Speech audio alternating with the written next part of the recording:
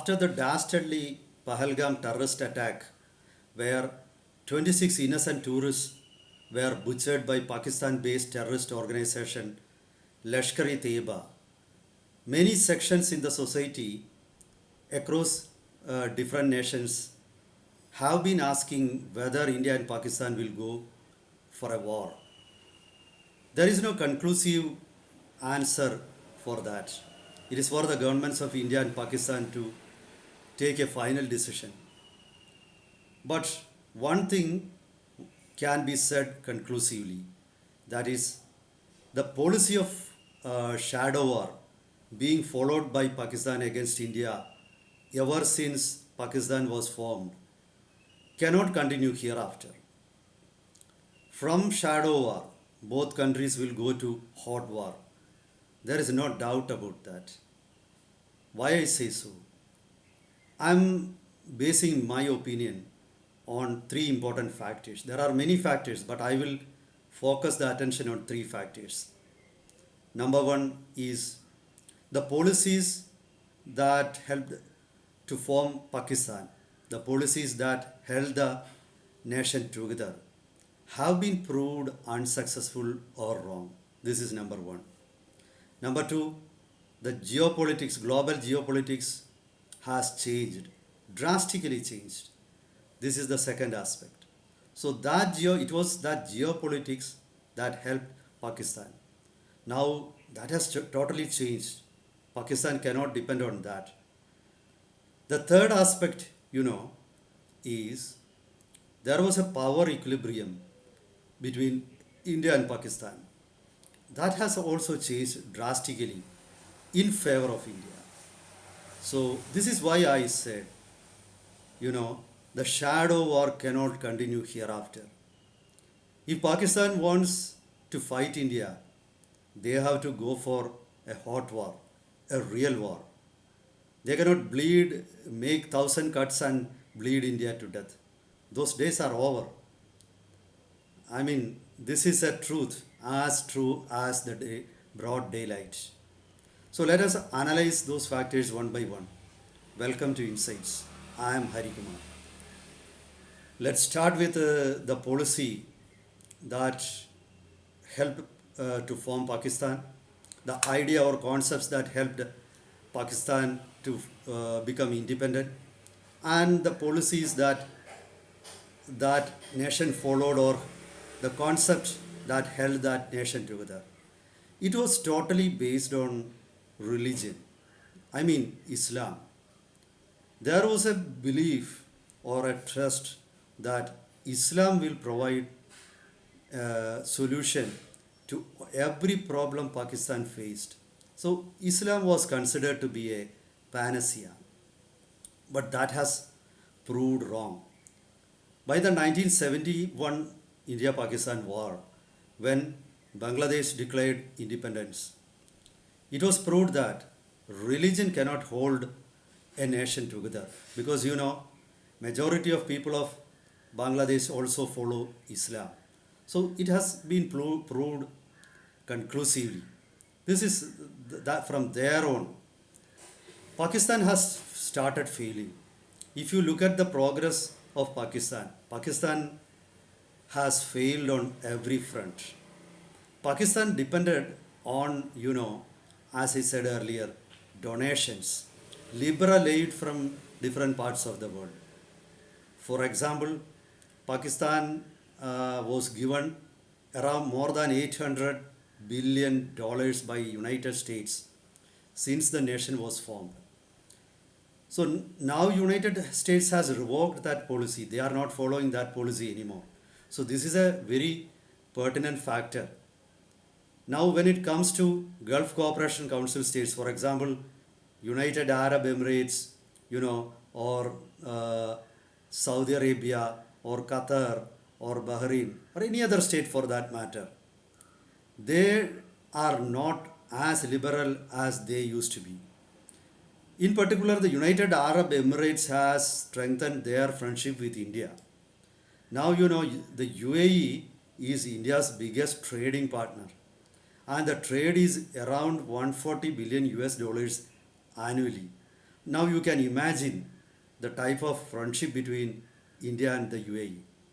So what I mean is that just because Pakistan is an Islamic state, other Islamic countries are not helping them as they used to once. So this has actually shocked Pakistan. Even there was a couple of years ago, a UAE minister reminded Pakistan that beggars should not be choosers. So they asked Pakistan not to give them advice on any issue. So Pakistan was humiliated.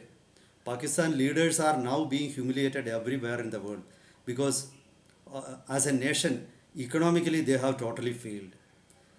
From 2021, from the days of COVID, Pakistan has been in a Pakistan economy has been in a perfect storm, and Pakistan is now considered as a basket case. There is not enough food grain production in the country. Technologically, Pakistan doesn't have a I mean even a space program on their own. Both India and Pakistan started space program almost simultaneously. But India has, taken an orbital leap. On many aspects now, India is on a par with the United States, China, or the Europe when it comes to space activities. But Pakistan is nowhere in the picture. Of course, Pakistan has got intermediate range missiles, then a nuclear bomb, thanks to technology being provided by other countries. Because every country in the world, I mean, all the developed countries wanted to contain India. So those days are over. Now Pakistan cannot depend on the United States as they used to once. China continues to support Pakistan, but at the same time, the as a nation, China is very different from the United States. Of course, they provide arms, but every help provided by China comes with a rider. China always wants something in return. There is a cost for that. So what I mean is that the overemphasis emphasis on religion has prevented Pakistan from technologically advancing, then economy from growing. It would have been good for Pakistan if they had a friendly relation with India. So business would have prospered. They could have had, I mean, they could have had their own opinion, but if they had some practical sense, they would have, maintained a good business relation with India, and they didn't. So they failed on that aspect. Now, when it comes to geopolitics, as I said earlier, the US is not that much interested in Pakistan.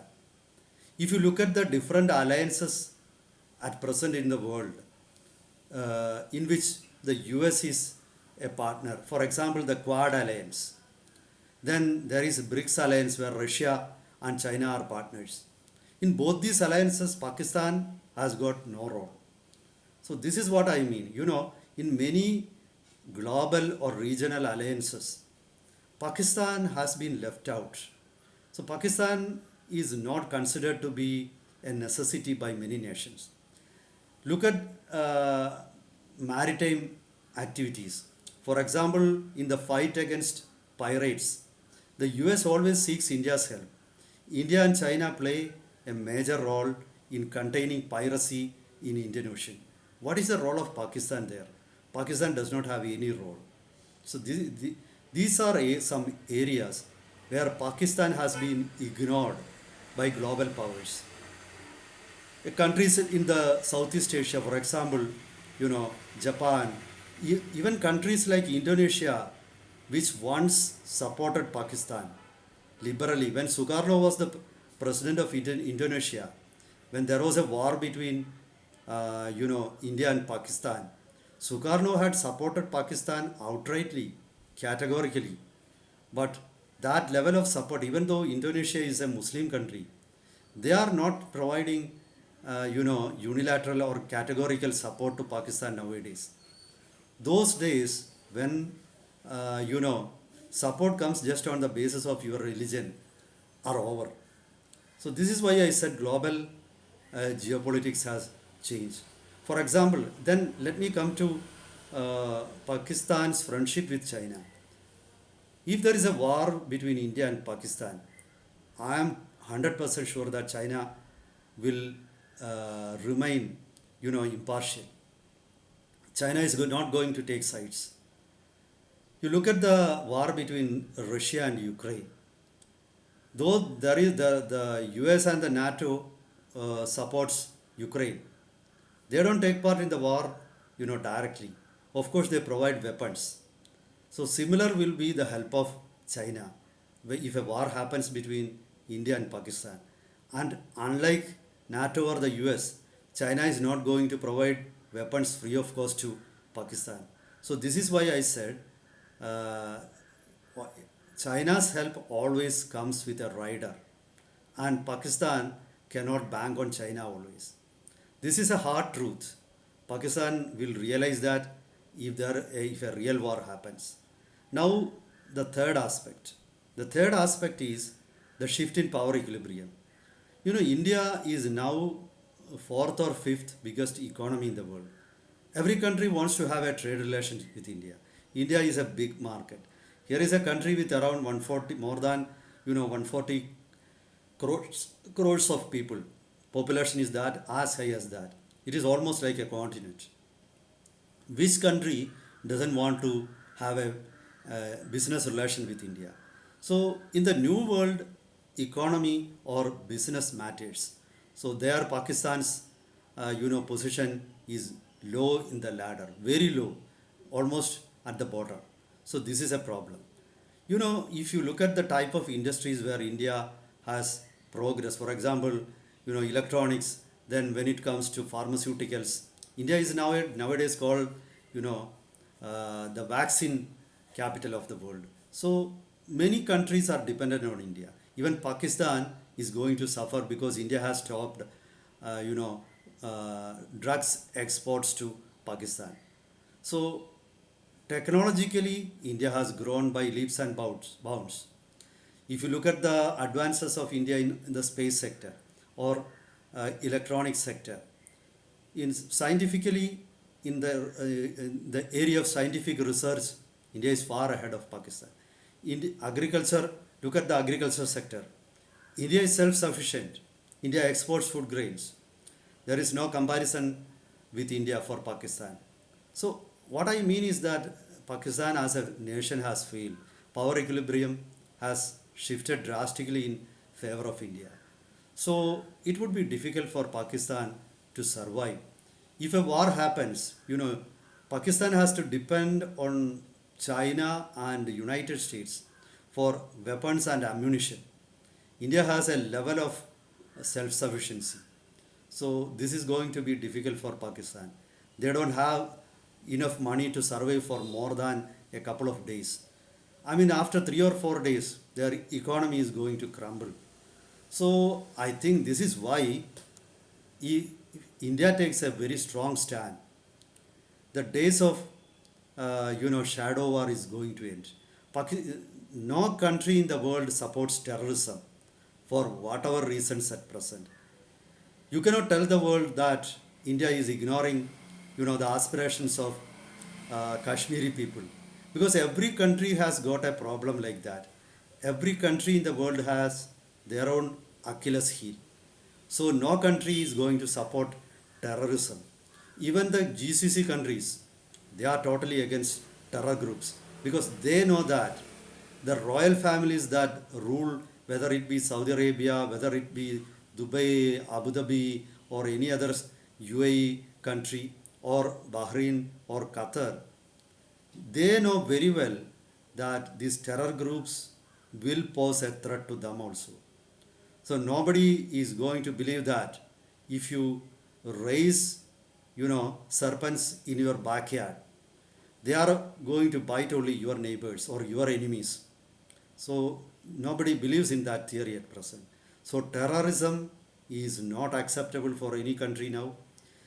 What I mean is that Pakistan is going to have their day of nemesis very soon because they cannot, their It is a failure of policy, it is the change in geopolitics, it is the change in power equilibrium. Everything is loaded against Pakistan. I, I don't think as a nation they are going to survive because it's too late to revoke your policies. Meet you with updates. Till then, goodbye.